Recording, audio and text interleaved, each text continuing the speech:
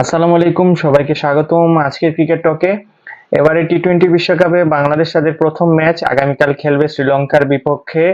বাংলাদেশ সময় ভোর 6টা 30 মিনিটে ম্যাচটি শুরু হবে, অর্থাৎ ইউএসএ এর ডালাসে সেই সময় থাকবে দিবারাত্রি, অর্থাৎ দিবারাত্রি ম্যাচটি শুরু হবে।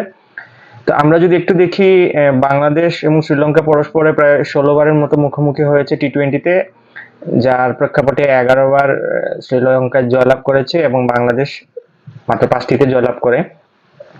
এমনিতেই বাংলাদেশের কনফিডেন্স লেভেল কিছুটা হলেও নিম্নমুখী, ইউএসএ এর সাথে 3টি টি-20-তে 2টিতে হেরে, পাশাপাশি ভারতের সাথে ব্যাটিং এর পারফরমেন্স ছিল তেমন একটা ভালো না।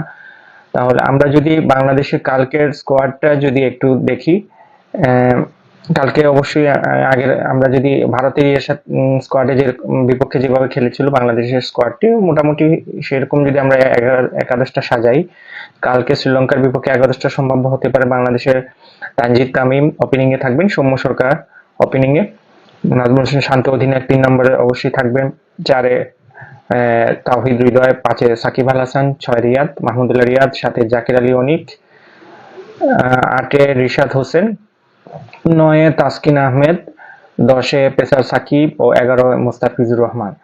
অর্থাৎ আমরা এখানে শেখ মেহেদীকে সম্ভাবনা আছে যে ড্রপ করে পেসার সাকিবকে খেলানোর, এবং আমি মনে করি এক্ষেত্রে যদি এটা হয় তাহলে ভালোই হবে, কারণ শ্রীলঙ্কার প্লেয়ারদের কিন্তু স্পিনে দক্ষতা ভালোই আছে।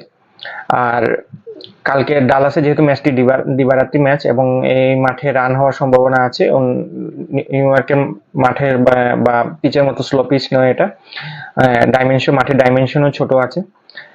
দেখা যাবে যে এই ম্যাচে রান হওয়ার সম্ভাবনা আছে। এখন দেখা যাক বাংলাদেশের টপ অর্ডাররা কি করেন।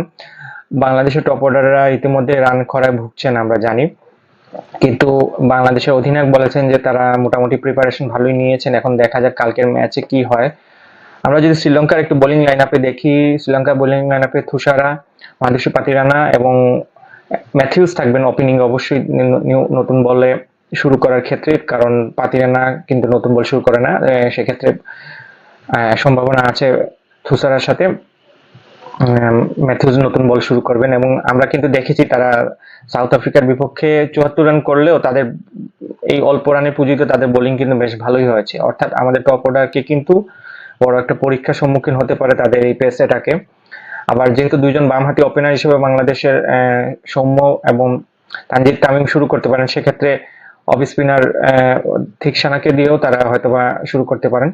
তা আমাদের বাংলাদেশের মেইন সমস্যাটাই হচ্ছে কিন্তু পাওয়ার প্লেতে তারা রান করতে না পারাটা। যদি কালকে ডালাসের পিচটি কিন্তু হবে মোটামুটি ব্যাটিং সহায়ক, এবং ডালাসে যদি ম্যাচ জিততে হয় বাংলাদেশকে অবশ্যই পাওয়ার প্লেতে রান করতেই হবে, অবশ্যই, এছাড়া কোনো বিকল্প নেই।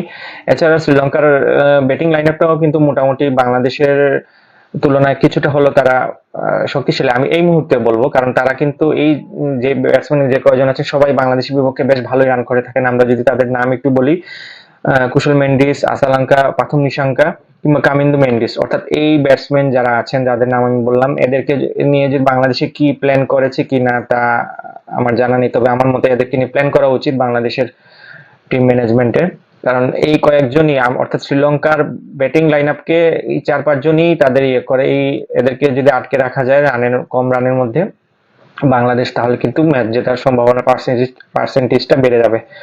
আর না হলে কিন্তু আমাদের বাংলাদেশের কনফিডেন্সটা কিন্তু এখন এই মুহূর্তে লো। শ্রীলঙ্কার ডু অর ডাই ম্যাচে তাদের অনেক অভিজ্ঞতা আছে ম্যাচ জেতার, কিন্তু বাংলাদেশে দেখা যায় যে আমরা একটু হলেই কনফিডেন্সটা লো হয়ে যায়, আত্মতৃপ্তিতে ভোগারও কোনো সুযোগ নেই। বাংলাদেশের শ্রীলঙ্কা আমি মনে করি এই মুহূর্তে দুটি দলই সমান সমান। তো কালকের ম্যাচ কি হবে সেটা দেখার বিষয়। বাংলাদেশ সময় ভোর 6টা 30-এ শুরু হবে। আমরা আশা রাখি বাংলাদেশ প্রথম ম্যাচ জয়লাভ করে দ্বিতীয় রাউন্ড যাওয়ার পথে পথটা সুগম করবে, এই প্রত্যাশা। ধন্যবাদ সবাইকে, আমাদের সাথেই থাকবেন।